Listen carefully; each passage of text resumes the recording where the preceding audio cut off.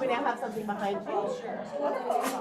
And we have I love it when my face is well, so we don't have plaque cards and things. I'll try to read it. I was like, I hope you make it work.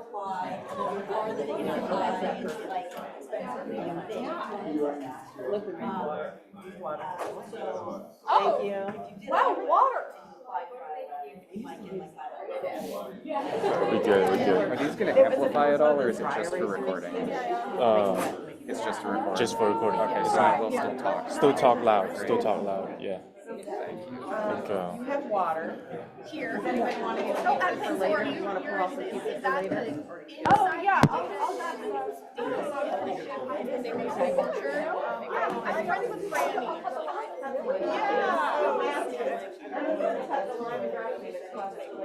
Oh, really? Yeah. It really is. I love it. I didn't want to feel free to cut the lines. It's like a bride at your side wedding.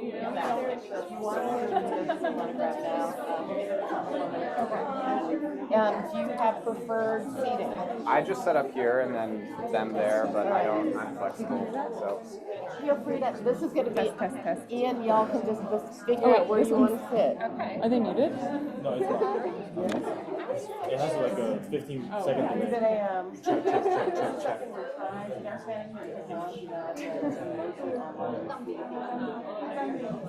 But this year we started doing Also, on the live stream, I think only that mic is big, but I think it should be fine because it's a very big range. Okay. So recording-wise, this will record them nicely and still pick everything up. Is it like separate? Is the recording for YouTube separate than like the recording of Yes, this is going to be. Yeah, very cool. And so that's really the passion project. Everything going okay? Yeah. Okay, good. It's on YouTube now. Great.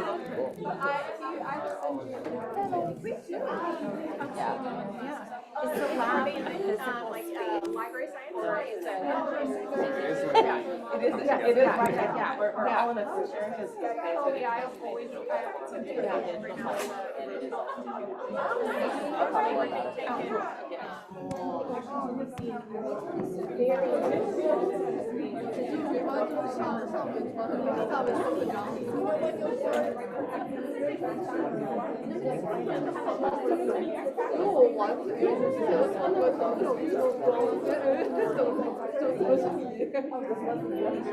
我以为你是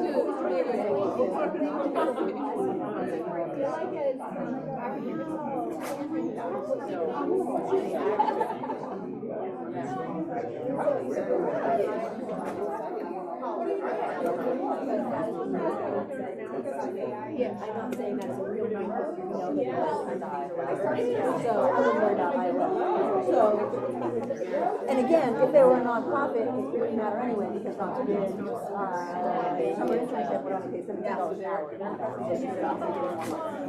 So, if they can't extend it, so, I mean, you can always ask. We'll always go tomorrow and say, well,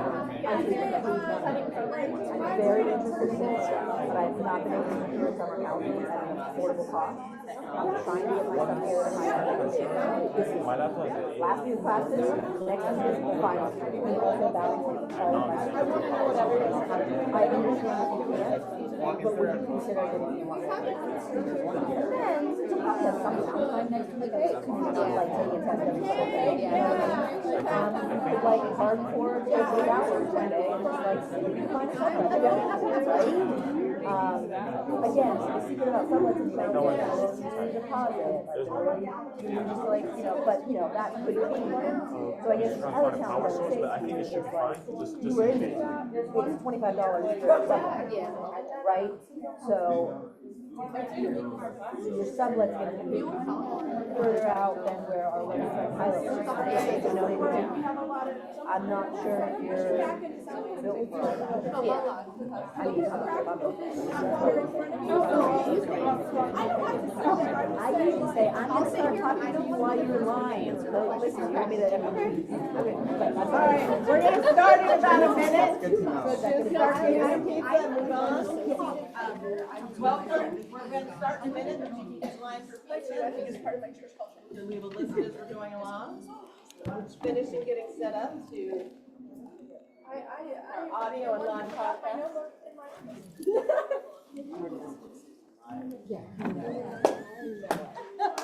feel like I should put that on a t-shirt.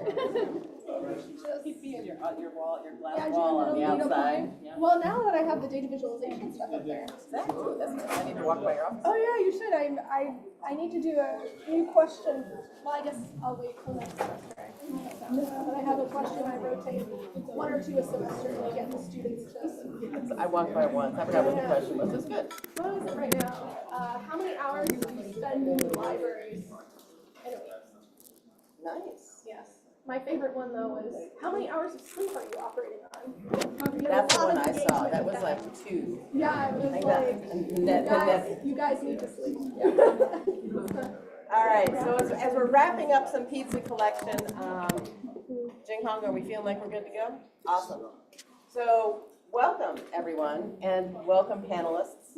I'm going to kick this off. I'm really grateful and thankful that you're here. We are, the Arts Management and Technology Lab is doing this second panel that we've done this year, and it's really tied to the lead researchers and the work that they're passionate about and working on. For those who don't know me, my name is Brett Ashley Crawford. I am the faculty chair of the Arts and Entertainment Management Programs. I teach a lot here, but I'm also the founder and executive director of the Arts Management and Technology Lab. Our team is small but mighty. We have 4 people. Ian Hawthorne is our lead researcher this year. Hannah Brainard, Hannah, where are you? Right there, is our chief editor of research. Jing Hong Gong is our technology manager and podcast producer. Yay. And Sophia Akhmenova is our social media and marketing person. So I'm keeping track of this. People who do not know about the Arts Management and Technology Lab, we are a research center here at Carnegie Mellon. We are a conduit of knowledge from inside the academy to outside, and we feature graduate students doing research as well as alumni, et cetera. We also run a wonderful podcast. We reach about 180,000 readers and podcast listeners over the course of a year across the globe, mostly in English language speaking countries. So that's just sort of who we are as ANTAB. I hope you follow us. I hope you enjoy the content. And I know you're going to love this panel. So at this point, I'm going to hand it off to Ian, who's going to introduce all these wonderful people, and we'll hear more about data, AI, culture, and society. Thanks. Woo. Thank you, Brett. Welcome, everybody. Thank you for choosing to spend some time here today with us. As Brett said, my name is Ian Hawthorne. I'm currently the lead researcher at the Arts Management and Technology Lab here at Heinz College. And today I'm joined by 3 really wonderful guests who I'm extremely excited to share some conversation with today. My guests are Samantha Shorey, who's a visiting assistant professor at the University of Pittsburgh in their Department of Communication and a fellow at the Roosevelt Institute. Dr. Shorey is a field researcher studying automation in the workplace and how communication about innovation shapes the design, culture, and labor of technology. Dr. Shorey seeks to highlight the contributions of people who are often overlooked in our dominant cultural narratives about technology innovation, and close attention to the creativity and ingenuity of workers, women especially. Followed by Emma Slayton, who's the data education librarian at the Carnegie Mellon University Libraries. Dr. Slayton is an expert on data and AI literacies and creates educational content to help students, faculty, and staff at CMU upskill in these areas. As the library's data visualization specialist, she teaches and consults on creating effective graphs and using data visualization software and programs workshops to promote the use of various data-based methods, tools, and techniques. Also, as an archaeologist, Dr. Slayton has focused on using computer modeling to hypothesize the location of early canoe routes in the Caribbean. I found that fascinating, so I had to mention it. And finally, we're joined by Eleanor Matter, director of the Sarah Fine Institute and teaching assistant professor at the University of Pittsburgh School of Computing and Information. Dr. Matter's current work focuses on library engagement with data about our communities. Dr. Matter is part of the IMLS-funded Civic Switchboard project, which aims to develop the capacity of academic and public libraries to be active partners in their civic data ecosystems. Now, the broad aim of this panel is to investigate the changing landscape of the arts and culture amid the current innovations in generative AI, machine learning, and large language models. While this panel is publicly advertised, our audience is composed primarily of practicing artists alongside students of the arts and entertainment industries, a field currently grappling with its own ability to share space with generative artificial intelligence. We live in a moment of heightened attention to our digital archives, labor being simultaneously exploited and eliminated by AI, alongside popular narratives of both utopian salvation and catastrophic extinction. It's front of mind for many. Now, machine learning might aid in unlocking the potential of our vast databases, but generative AI then encroaches on creative production and threatens the lives of many creative workers, from graphic artists to musicians. All this paired with the already divisive nature of social media and the growing trend towards algorithmic governance across the internet signals an unclear future for our cultural institutions and our artists. Our information ecosystems, workplaces, and creative practices are all witnessing grave change.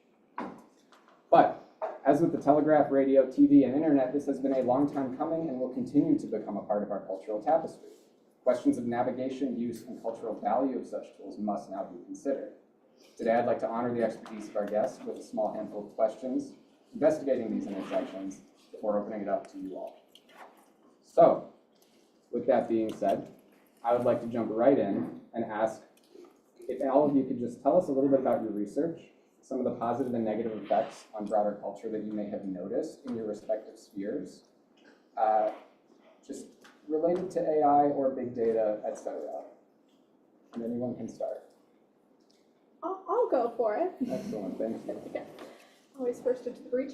So the work that I do at Carnegie Mellon University Libraries is to think about how we, as the users of AI, but also the developers of AI, think critically about engaging with AI outputs as part of the narratives that we build for our research, for our lives. Because it's not just using AI as part of your systematic review, it's using AI to be able to determine how many calories are in your chicken Pepper Patch. And one of the things that we're really determining is that although there's a lot of people who are already using AI, we have students who are heavily engaging in their use as part of their coursework, either approved by the professor or not. And we also have a lot of people from the public who are engaging in using AI, but neither which really encapsulating a full understanding about what it means to be using AI as a tool rather than AI as an oracle, right? AI cannot tell you specifically any true answer to any question. It's a predictive method to engage with data, and the data that is entered into these models can impact what it tells you. The methods that people have used to code these models or direct the models can also limit or make information in certain ways more accessible depending on the preferences of that creator. So how do we enable people to understand these processes of information selection and creation so that when they're talking about their use of AI to others, they're doing it in a way that's fully appreciative and understood by their audiences. And through that, we do a lot of teaching and outreach methods, hosting workshops for students, faculty, and also our community members here in Pittsburgh. So that's the work that's been occupying a lot of my time over the past month. Thank you so much for the invitation. My name's Laura Matter, and like Emma, I have a library science background, and now I'm in a role where I teach library science at the University of Pittsburgh. But in addition to that role, I also have a position in a new initiative in our Office of the Provost, which is framed as responsible data science at Pitt. And in that initiative, I lead a program called the Responsibility Program, which is working toward building understandings of what responsible data work looks like in different contexts. And I think responsible data work, responsible AI work is very contextual. What it means to be responsible with data and AI is very dependent on the type of position or role or even the task that we're working on.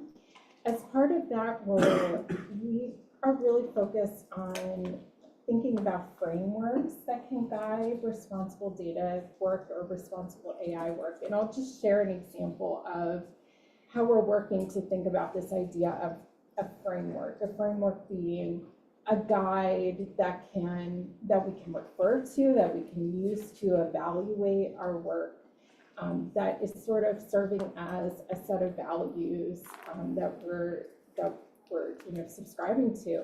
So one initiative of this, one project of this Responsible Data Science Initiative brought together a group of undergraduates, so 16 undergraduates, and in small groups, they worked on developing a responsible data science framework for a specific context. So one of the contexts was, what does responsible data science mean in the context of the study of addiction? This is a focus of the Responsible Data Science Initiative. What does responsible data science mean when in the context of the use of student data at the University of Pittsburgh by offices like our Office of the Registrar? So these frameworks look very different, again, depending on the focus of the work. So that's an example of the way that we're thinking about responsibility. It's very context dependent. And I also think there's an opportunity for us to think as individuals about our own relationship to AI and data work. What sort of framework will guide ourselves? Like what do we view as important? For me, it's thinking about issues of transparency or accountability and bringing people affected by the work into the project. So I think this idea of frameworks is something that we're really engaged with in our work with responsibility at HUD. Thank you so much. And I'm Samantha Shorey. I'm an assistant professor at the University of Pittsburgh, and I'm a field researcher, which means that I spend a lot of time observing and talking to people as they're doing their daily practices, and in particular, I'm a field researcher of work. I got interested in AI and automation through an interest in the way that artists, crafters, and makers were using tools like 3D printing and CAD software, laser cutters, to automate the aspects of their work that were tedious, time-consuming, and subject to error. Though artists are often talked about as being totally separate from the world of manufacturing, we hear that age-old dichotomy of art and commerce. The way that automation was being used by people in their artistic practice pointed me to a lot of questions I had about the value of automation to take over jobs that are repetitive and potentially boring or dull. And this pointed me to the current research project that I've been working on, which is actually about something that's pretty distinct from where I began, and it's been a study of how AI is being automated or integrated into the field of trash management and recycling sorting, which is definitely a surprise. But what I've learned through this process has really brought me full circle through thinking about what we're having to contend with this introduction around generative AI and the moment of AI that we're in.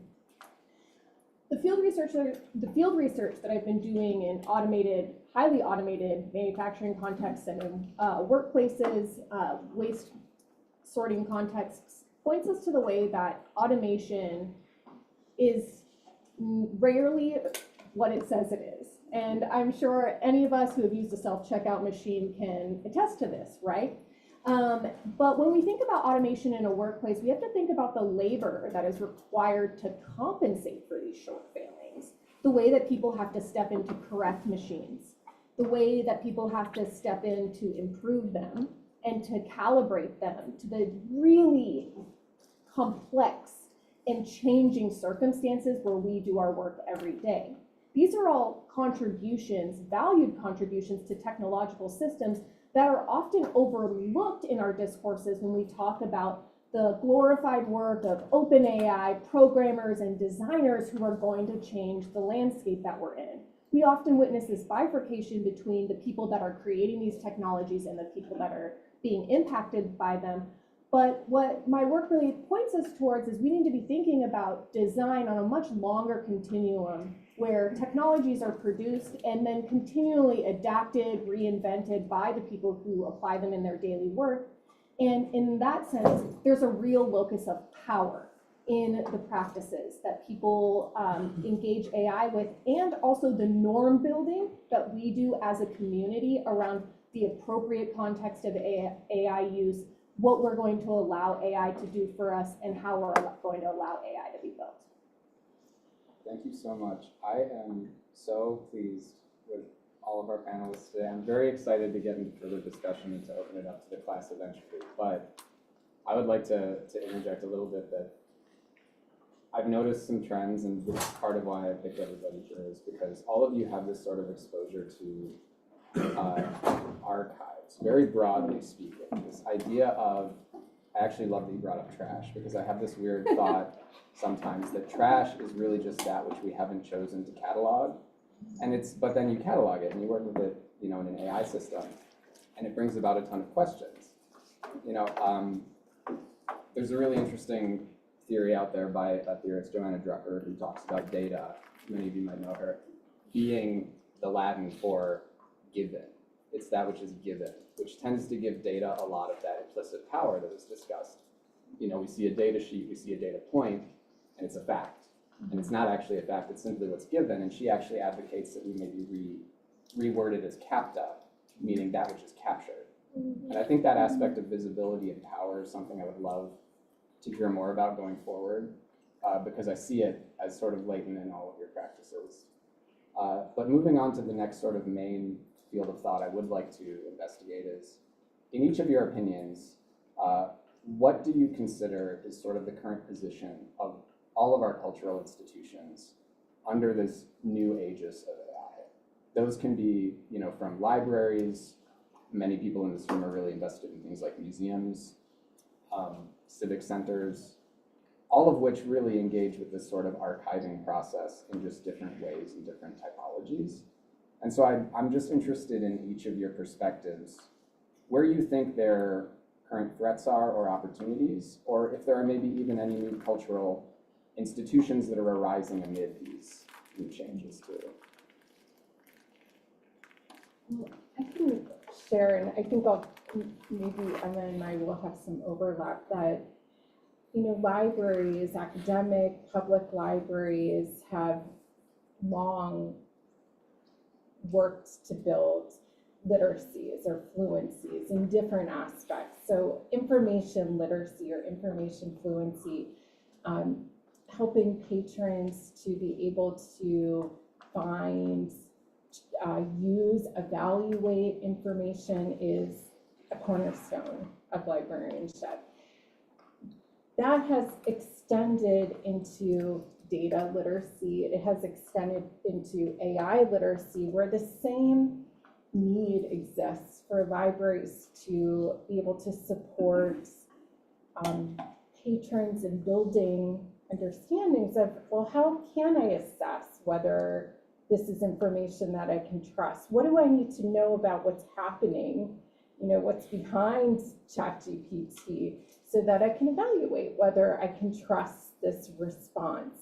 So I see a major role for libraries there. I do see a threat in the sense that, as Ian mentioned in my introduction, that the Institute of Museum and Library Services funds a lot of work, including a lot of really important work around AI literacy.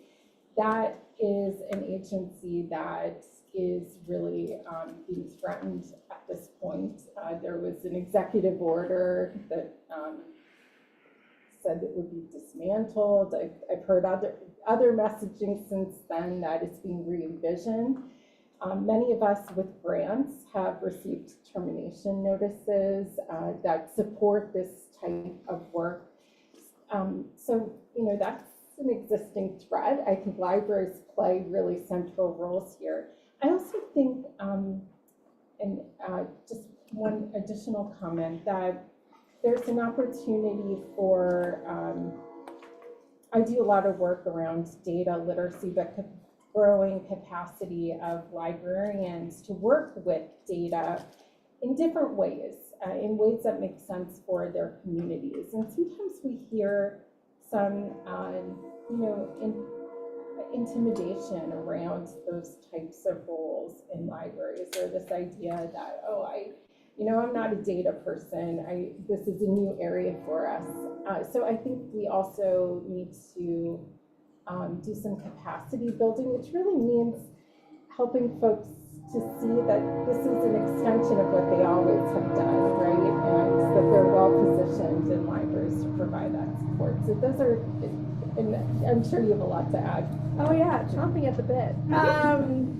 And I think what you're talking about is very true in that libraries do have this long tradition of not only providing access to information, but trying to help people provide context to information and understand what they're working with when they find a new resource or they find something that's written or a piece of CAPTA that's collected they want to understand.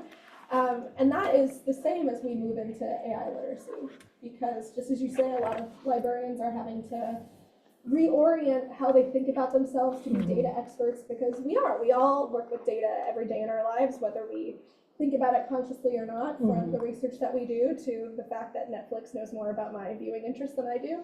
And I think that when we are thinking about AI, it's the same phenomena, in that many people are worried that we don't have a full understanding of what does the tool mean, how can we implement it, what are we using it, and people are beginning to use it and engage with it. It's going to be a consistent part of life, both in terms of our work, but also the cultural practices that we engage with. And having librarians there as a force to be an introduction tool to these literacies fits very well, as you say, with what we've been doing in the past. And also, I think, is the encouragement we need just to move forward and try to think about the critical aspects that we've always thought about with data, which is who is creating it, who is collecting it, and why, what are the goals of that process. And it's the same, who is building these AI tools and why, what information have they chosen is important to include.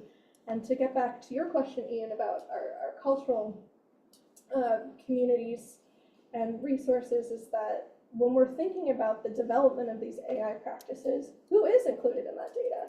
I think that's a huge issue for the cultural impact that AI is going to have, is thinking about these training data sets and who is represented within them. And beyond that, why are certain resources being prioritized over others in the backends of these AI that drive people towards specific questions? I don't know if many of you have played around with ChatGPT. Gosh knows I have.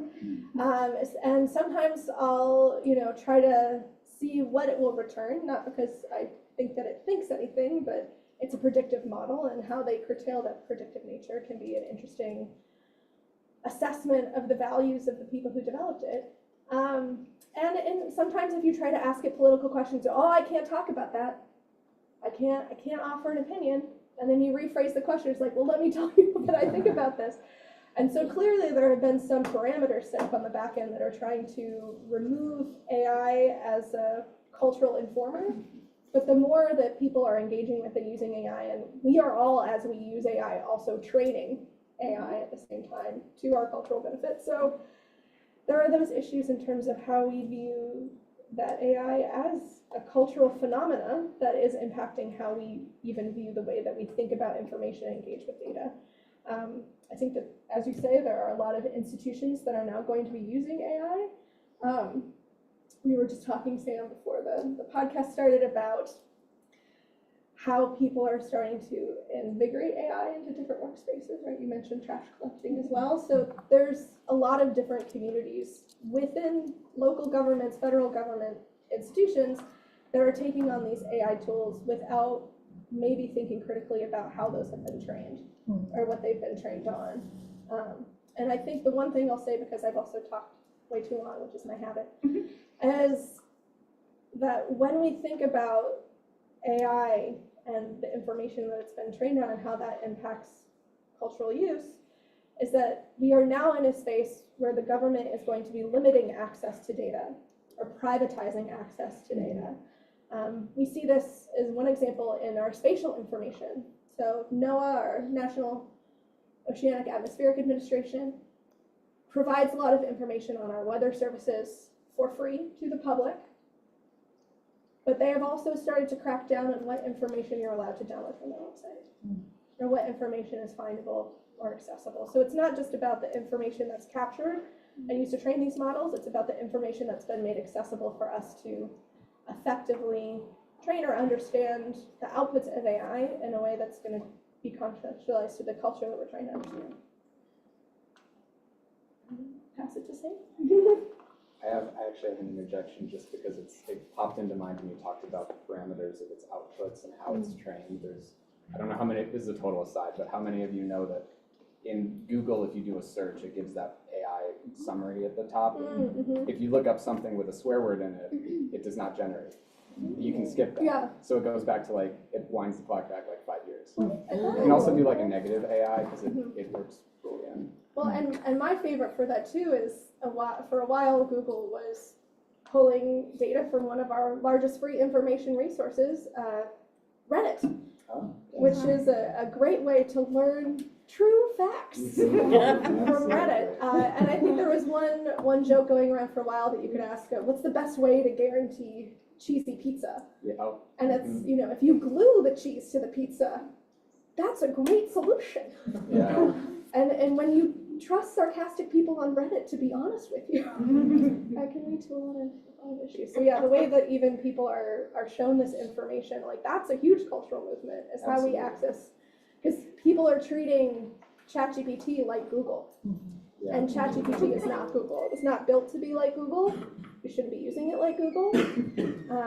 And my dream is one day that instead of having the one response at the top of the Google search bar, is that we'll have two and saying the AI is showing you two different responses. How would you like to counter evaluate which one fits your needs better? Which might, yes, absolutely. Because even if you're shown two options, then you're going to stop treating it like, oh, this is fact that has been returned to me. It's like, oh, there's variance in the system. And it's free A/B testing. So I mean, clearly, like, don't they want us to treat us like the product? So how do we? When we think about the opportunities, and this has been so generative thinking about this, the opportunities in culture, and especially in cultural institutions, one of the things that I think is really important to keep in mind is that we have culture out here, like culture in our world, but every workplace and every organization also has a culture.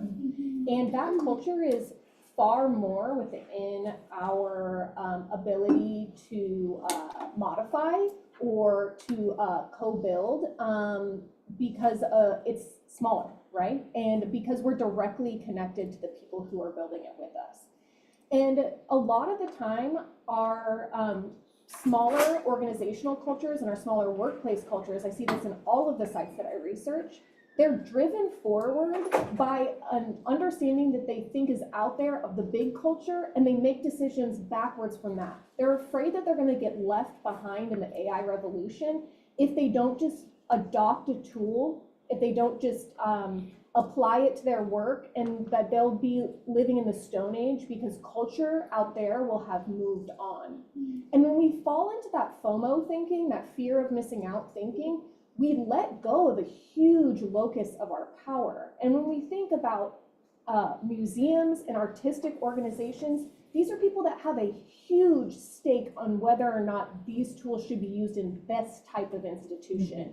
Because we know that these tools are trained on work that has been stolen from people like you. And so when we look at things like the Hollywood writers' strike, we see a type of work, an institution where people have come together and set very clear parameters around how AI can be used in their field, in their work, in their organization, in their culture, that really points us to some of these questions that we need to be asking ourselves, and this kind of coalition building and this collaborative work that we can really do that actually creates AI opportunity space, not just an AI inevitability space where we just have to take it on and move it forward, but instead we can ask, what is it that this could be useful for?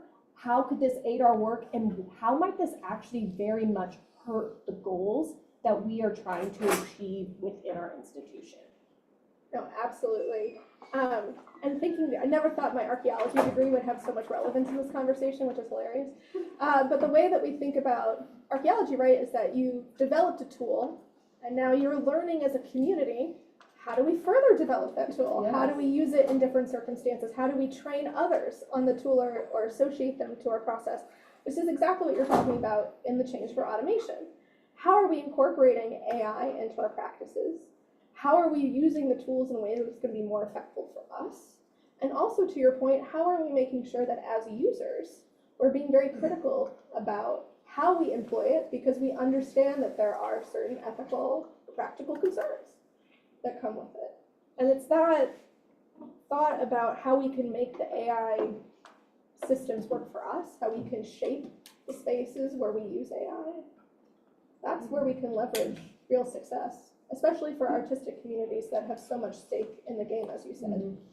I think it's interesting too that all of you at some point have touched on so far this sort of the way we frame the narratives being told around AI and the stories we tell about it, because I think anybody who's reading the news or participating in culture knows that the moment AI came to be, everybody was like, oh, it's doomsday, or oh, it's utopia, or it's like, or it's this shift from inevitability to opportunity, I think is really important from even just the storyteller's perspective. And I'm wondering if that could be an avenue of real importance for artists and storytellers going forward in terms of framing art, being proactive about how we talk about it too.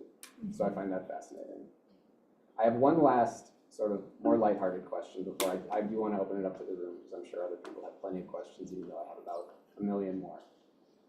So I'm just interested, what's the most fun thing you have done or have seen done with any AI tool recently, before we open it up? Okay, so I teach a AI literacy workshop with a colleague here at CMU, Nick Martellar from HCII. And we have developed some fun activities that you can do at home to test your AI skills and also the skills of AI to actually solve your problems. And one of those ways is by actually opening up some different AI tools. So we were using ChatGPT, Gemini, Copilot. I also got into Claude,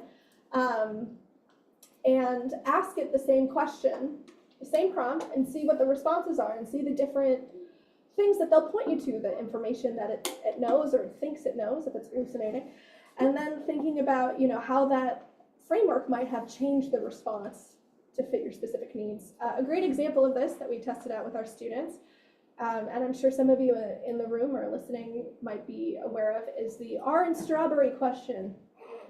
How many R's are there in the word strawberry? If you ask AI this, it cannot tell you. Even if you ask it to spell out strawberry, which it can do, it just can't find the missing third R, except for Claude, which has now gone in the back end and said, for fun, if someone asks you how many R's are in strawberry, you should say this.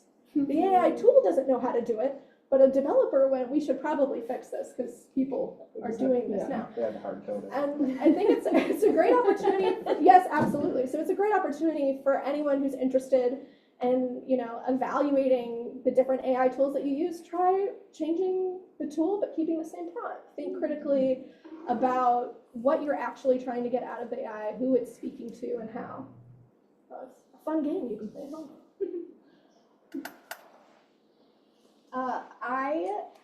I'm an amateur lepidopterist, which means that I love butterflies and moths. Cool.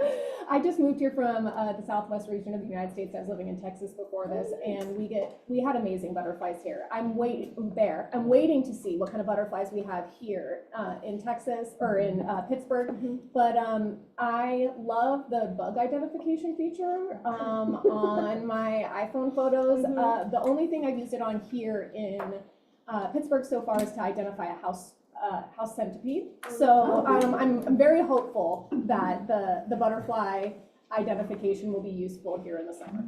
I hope so too, and they're not just all lanternflies. Wow. Those IVFs are so fun too. My father-in-law likes doing it with plants. Yes, Like bird yes. songs. Oh, I He was love visiting. that. Bird song? Yeah, Yeah. there's Oh, ones where you can like, yeah. it'll record what's singing, and we were just sitting out on the porch this weekend, and he was like, you know, this is singing right now, and I'm like, I don't know what bird that is, so. Merlin, yeah. Yeah, I use that a Cornell. lot too. So fun. It's really fun Yeah. to do. Yeah. Yeah, Yeah. sometimes I'm like, technology is good, you know? Yeah. When you're using the right tool for the right question. Exactly. Yeah, the Cornell apps for birding also were such a good, I mean, learning tool for me when I was starting to bird. But yesterday, I was, thinking about the opportunity to meet with all of you, and I knew, oh my gosh, I'm gonna meet with a group of artists tomorrow. And I was thinking about AI through the context of the arts, and I'm a very amateur novice weaver. Is anybody a weaver? Yeah. And I was curious, with weaving, you work from a draft, you work from a pattern, and I was curious how ChatGPT if it would be able to produce a pattern.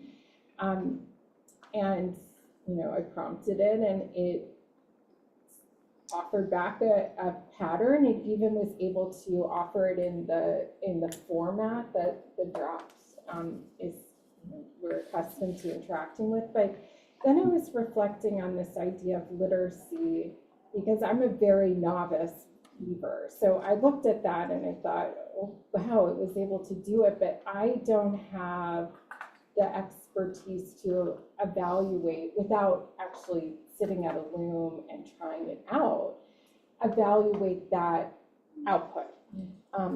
So I maybe somebody who is a more experienced weaver would be able to assess that, but without that sort of literacy, you would have to, give it a try, and it, it might not be an actual, like a pattern that would work. But yeah, that was my little experience. So it was seemingly able to do it. I don't know if it was actually able to do it. Yeah. Well, and that's so important too, like we're talking about this whole kind of, AI is not a one-sided thing, it's a cyclical process, right? And I love that you brought it up in the context of learning a skill, particularly in art, right? Yeah. Because like, I'm sure a lot of people learn art on their own, through YouTube videos, or they're just practicing, but it's like, it takes that sort of iteration to really feel that you're succeeding at that, instead of just saying, oh, AI told me how to do this and I can do it. Right. Right. Yeah. That's lovely. So thank you all for answering my questions. Like I said, I would love to pick your brains more after this, but there are about 15-ish minutes left. I'd love to throw it out to the room. If anybody has any burning questions they'd like to ask, we can start taking them. Yes. Okay, I'll try to frame my question. So when we're thinking about like scientific thinking in general, or like thinking about data, we are relating those terms with the capital T truth, or like a fact, something that is determinate, something that has only one answer. And on the contrary, when we're thinking about humanities, or when we're thinking about arts and culture, we're thinking about multiplicity, we're thinking about something completely different to the words that we would describe science and data. And nowadays that we've seen a lot of examples of artists utilizing AI, utilizing data, utilizing technologies, imbuing technologies into the arts. But I'm always kind of curious to know, why wouldn't there be another way around? Why aren't we imbuing arts and humanity thinking into the development, into the cultivation of AI models, of data literacy? And I wonder, what's your take on this, and what do you think would be the impact when we bring those uncertainties, when we bring all of those diversity thinking into something that is deemed scientific, and what will be its impact back to arts and culture? It's a great question. I think bringing a critical lens to AI is important. It's a domain agnostic important thing to do. Like whether you're a scientist or you're an artist, like that critical lens to AI is really important. I think, as a practice, I designed a course on responsible data science for KIT. It has new masters of data science. And something that we talk about a lot in that course is the idea of documentation throughout the life cycle of development of AI or doing a data science project. And I think that there are lots of different sort of ways to document, processes. One type of documentation that has gotten attention is the idea of a data sheet, which brings a critical lens to what the data is, what decisions were made for the creation of the AI, and that sits beside, the AI or the algorithm so that somebody could get behind it and understand and be brought into the processes and the decision making. So I don't know that I'm answering your question in a very precise way, but I think there are strategies that we can use to bring transparency to the process and that scientists and computer scientists, developers can use that allows somebody to bring that critical lens to their work. And I think documentation, I'm a librarian and I love documentation. I think documentation is a good way to do it. And also a thing that not always is focused on when we're talking about new technologies. I think one of the struggles that we have between focusing on what might be the development of these scientific tools, as we could put them, is that, we're always trying to develop the next thing. How do we improve? How do we make it better? What next can we do? Without thinking back towards what have we done? Did it work? Who did it work for? Why? And that's something where you can have with these like data management principles to discover exactly what worked, what were the different versions, how did they iterate. And I think that that's something that we can see related to your question of culture in some of the development of AI, specifically AI image generation, where you had a circumstance where because of the training data sets that exist and people just trying to train something as quickly as possible, so we get the tool out because the tool is cool. Oh no, now all of our AI are only making photos of white guys. What do we do for this? Okay, well, a solution to that problem is that we'll code it hardwire into the system because we want to show diversity and diversity is cool, that we'll have all the photos become diverse. Well, great, except for now someone's asking, can you make me a picture of a Nazi? And you have a picture of a black Nazi, which for those of you who aren't familiar is historically anachronistic. And it's sometimes we have a gap between the process of what can we do and what should we do. And I think that's where the humanities thinkers from the arts can really pay great dividends, because not only are you coming through and thinking about process, but you're thinking about context. And that's where we as people in the humanities can really help to guide the future use of AI or the future development of AI if we can get in the room. Because again, we're struggling against that instinct to do what's next. Another question. I do have thoughts on this, but I want to make sure we get absolutely. I would like to just sort of go, you might be able to just launch, but I'm curious, as people, like some of us are about to graduate, others, like we're in the launch mode, in so many ways, and I'm curious what your thoughts are on getting in those rooms. What are the things, broadly speaking, that we as artists and creatives and also manager, thinkers can do from a cultural level at a workplace, policy level? Like, what are the things that you see being really effective and priorities?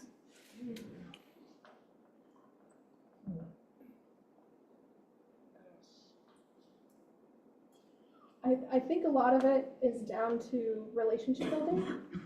And I know that is the tedious work, but showing up to spaces where, people are having these conversations can be good pointing out the flaws in systems. The whole reason there was an image of a black Nazi is because people complained because it wasn't diverse, right? So we can make our voices heard through social campaigning, through reaching out to companies and marking our distress. I think, speaking of cultural institutions, places like museums that reach out to communities to begin with, so there's already community focus, are great ways to try to launch or remodify programs to better fit multiple communities. I also think that places like academia, where I can go to the HCI department and be like, hi, you guys sound fun, want to work together? Can be a great way just to find these spaces where you can collaborate. And I think in that drive for developing community and figuring out who is in the room and trying to reach out to them, which is just hard. It's not easy. And I wish I had a better answer, because then I would be in all the rooms. Yeah, getting in the room with the folks who are developing the technology, I think, is maybe also what you're speaking to. And it can be exhausting to be advocating and saying, like, we need to be in the room, we want to be invited in. But I do agree with Emma that I think demonstrating that we have a perspective that is important in different ways, individually, by sharing our perspectives, but also at the types of organizations that we might find ourselves in, like museums, to share our positionality is a strategy. But I don't have an answer to how we get in the room with the developers, which I'd be curious if there are thoughts from the group. So before coming to academia, I worked briefly at the tech startup Airbnb, and I took so many lessons from that experience, but one of the things that I took from that experience was that we had, of course, an amazing and totally built out technical teams to make apps and things like that, and the website, and it's a tech company, right? But and then we had the statisticians that took user data and crunched it. But then we had the research and design arms that were filled with people who had degrees in comparative literature and studio art, and a lot of them had the opportunity to get in the door, when the company was building, and so the entry for admission wasn't as high. But everybody in this room is coming from an institution that is the gold standard when it comes to technology companies training. They're going to recognize the institution you're coming from. CMU, they know that. And so I think that understanding of that, about a little less than a quarter of jobs in technology companies are non-engineering jobs. They're non-technical. And so thinking about what types of opportunities you have for being what they call cross-functional partners, working in design, within research, are great ways to start being able to work in that conversation and to move the needle in a way that is incremental, if that's something that you're comfortable with. If, my husband always calls it going in through the front door. And so, yeah, the being in collaboration and in this space, I think, is something that is more available than perhaps you realize with that CMU moniker. That's so great. And then I would also add that I think there's a responsibility in the part of computer science programs that are training technologists to bring attention to how important it is to have other voices represented in technology development. And that includes, voices of people who are impacted by the tech and involving them during the process, during the life cycle of the AI development, in deployment and testing.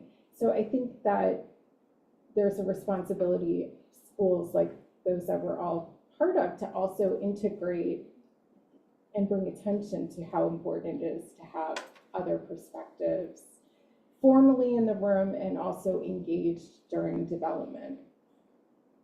Those are really excellent points. I'm wondering how many arts management students are now reconsidering as tech possibly.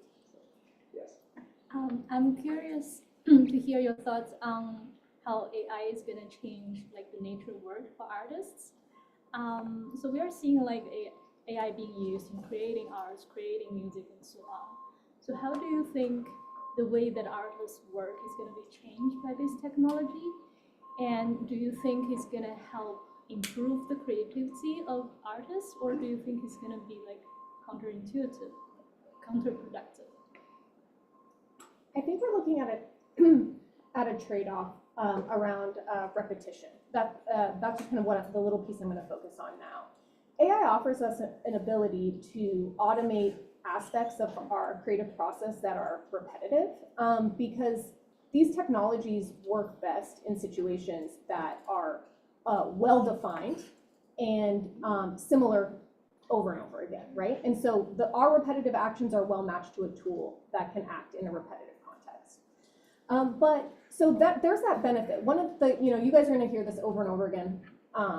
Now that I've said it out loud, you're gonna see it everywhere if you haven't already, is this idea that by automating our repetitive work, we free up our cognitive ability to do higher value labor, more creative labor, do the parts of our creative process that we love doing. I actually think that sounds great.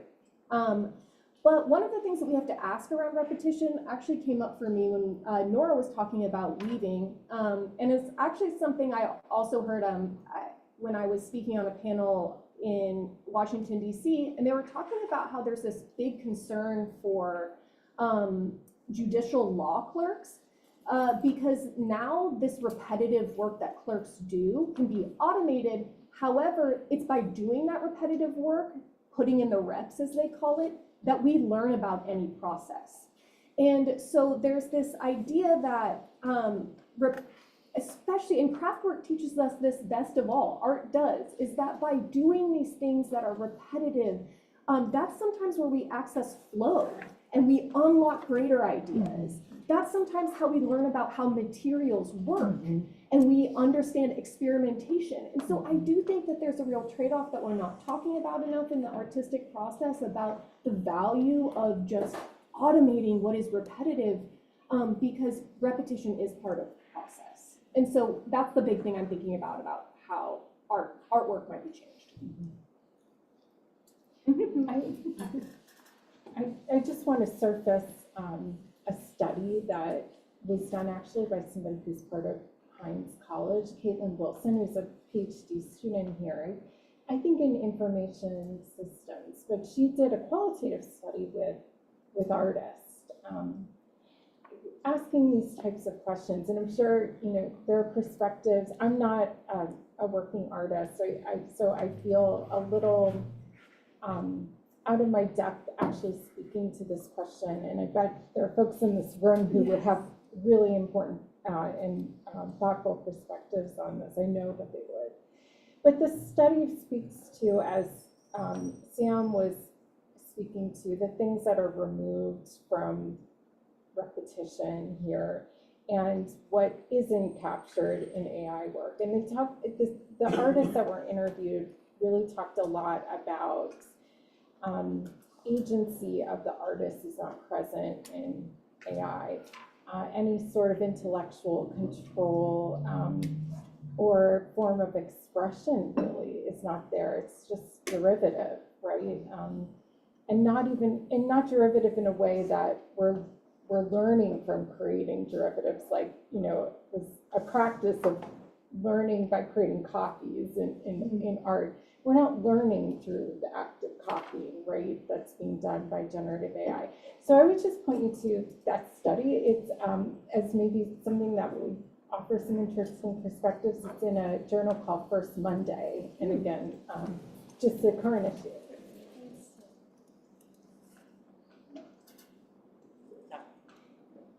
So Thank you all for all the questions that you've been able to bring to this.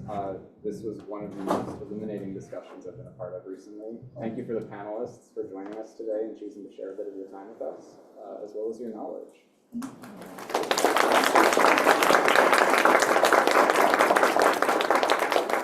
I know that many of you have to go to class, but some of you are still sort of in between classes. I'm not sure how long the panelists can be here, but I'm sure they would be happy to welcome some individualized questions if you would like.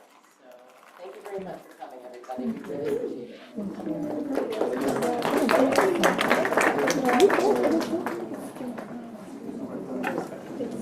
My amateur